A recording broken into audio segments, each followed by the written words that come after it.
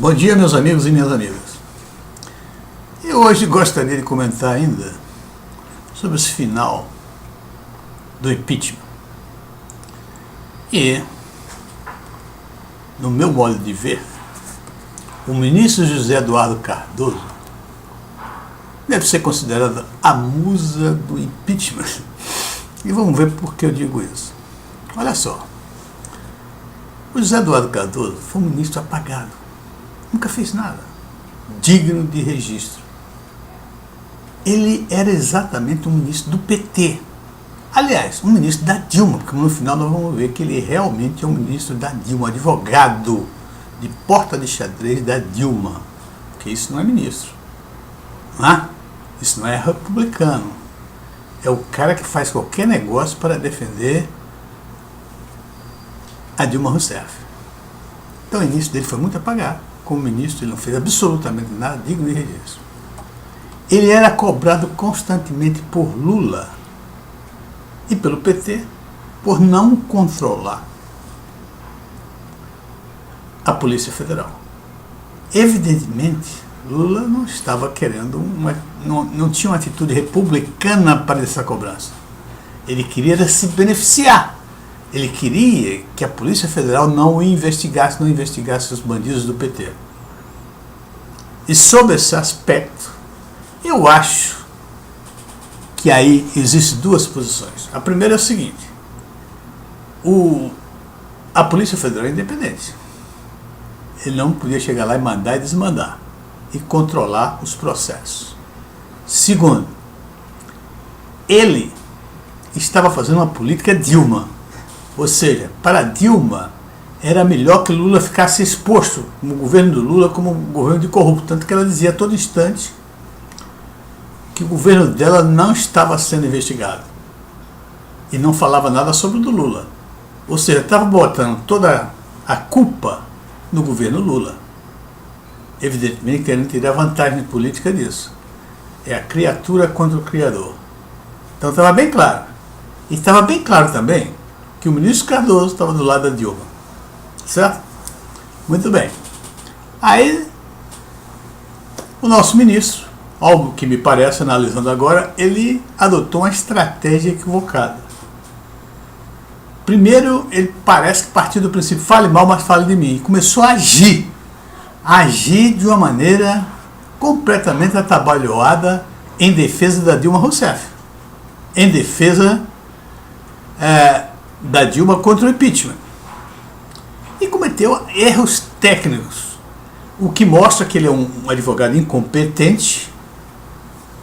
E se não for um erro técnico, se ele já sabia que o resultado era negativo, isso se chama ser inescrupuloso, não é? Ser bandido, agindo como bandido, porque ele entrou com um pedido para anular o impeachment, porque não teve, dizendo que a Dilma não teve direito de defesa na época que a Câmara admitiu o processo do impeachment. Claro e óbvio, o Supremo respondeu que ali, no caso da Câmara decidindo, não era problema, não tinha problema de defesa da Dilma, porque ela não estava sendo julgada pelo mérito. Apenas o processo estava sendo votado pela admissibilidade ou não do processo, continuar no processo do impeachment. Então, obviamente era a admissibilidade, não era o mérito. O mérito vai ser discutido agora no final, nesse final, agora no Senado. Então é a hora da Dilma ter pleno direito de defesa. Ou seja, cometeu um erro como se fosse um advogadozinho de porta de xadrez. E por outro lado, ele está mostrando a todo instante, todo e qualquer argumento. Ele foi mostrar lá na Câmara, mostrou no Senado, que ele de qualquer maneira queria desqualificar os argumentos do impeachment. Dizer que o governo, usando o dinheiro dos bancos, Caixa Econômica, etc., é apenas uma prestação de serviço, não é um empréstimo, nunca existiu um caso desse. Nem governo e nem empresas privadas chegar para um banco e dizer: olha, vocês ficam pagando meu serviço aí, no final me dizem o valor do tamanho que é, e aí a gente acerta. Não existe isso, o banco não faz isso. Isso não é operação bancária. Né? Você pode ir por uma empresa, você pode ir para uma consultora e dizer, olha, faz meu serviço, vai gastando aí que depois a gente acerta a conta e eu pago. Mas um banco não existe isso, o banco define, aquilo é empréstimo ou não. Abre um crédito especial para as despesas que vão ocorrer. Então, o que a Dilma fez, o governo Dilma fez, foi exatamente um empréstimo. Deixou que a Caixa Econômica pagasse ao Bolsa Família, às bolsas empresários, etc. Tal, e paga quando puder. Isto é empréstimo. Não tem outro nome. Na prestação de serviço chama-se empréstimo. Tá certo? Essa estratégia que ele está usando é uma estratégia que ele queria, de qualquer maneira, aparecer como grande defensor da Dilma. E, evidentemente, ele estava tentando ser uma alternativa ao Lula para 2018, como presidente. Mas foi totalmente equivocada. Ele demonstrou que ele era incompetente. Ele demonstrou que ele era um ministro partidário. Ele demonstrou que ele era PT até a alma. O PT não gosta dele pelas ações dele, porque ele não controla a Polícia Federal, supostamente, e o Lula também não gosta dele. Então ele agiu para quem? Para o público da Dilma? Dilma tem 10% de apoio. Para quem ele está agindo? Para aparecer o nome, se ele aparecesse como um grande inteligente, por exemplo, o Cunha apareceu como um grande inteligente, embora um dos maiores bandidos do país, mas apareceu como uma pessoa inteligente que entende o que é que acontece dentro do Congresso. Ele sabe as leis, conhece as leis da Constituição. E o Zé Eduardo não. Mostrou atabalhoado, não sabendo o que ele estava fazendo. Tá certo? Então, na última defesa dele da Dilma, eu acho que ele ali estava competindo com a doutora Janaína para ver quem seria mais teatral. Ele queria parecer muito mais teatral do que a Janaína. Ele queria chamar atenção para as eleições de 2018. Mas eu acho que ele não conseguiu. Eu acho que ele conseguiu o oposto. Mostrou uma pessoa frágil, uma pessoa sem competência, uma pessoa sem argumentos.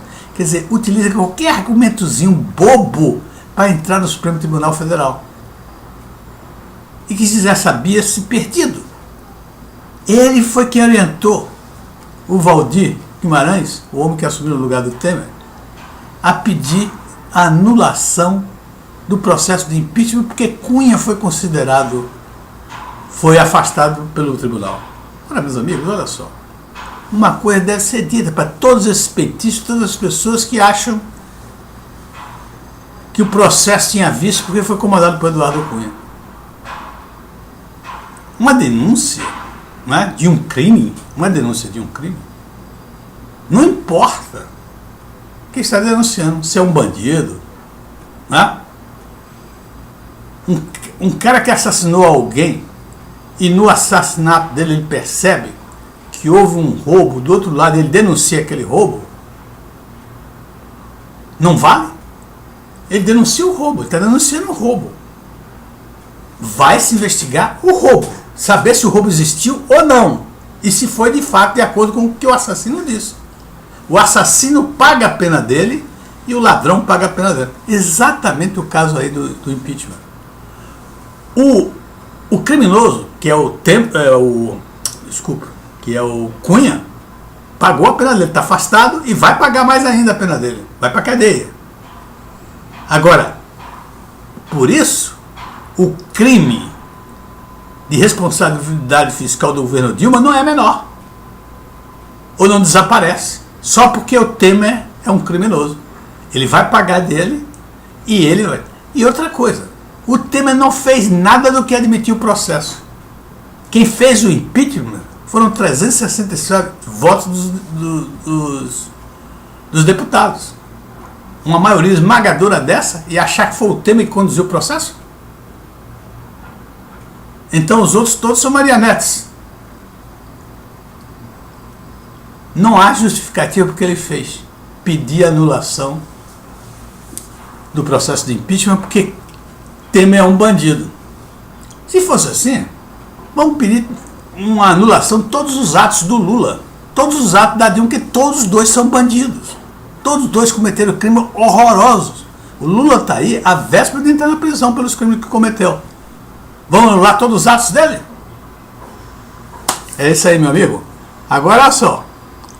Então, o tiro que o ministro José Eduardo Cardoso deu, saiu pela culatra. Porque ele se mostrou incompetente, faccioso, petista, dilmista, nem lulista. O pessoal de Lula não gosta dele. E mais ainda, ele demonstrou que a todo instante ele estava a favor de Dilma e não do Lula. Então, com isso, meu amigo,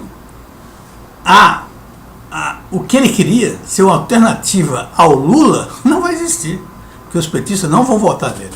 Um grande abraço e até a próxima.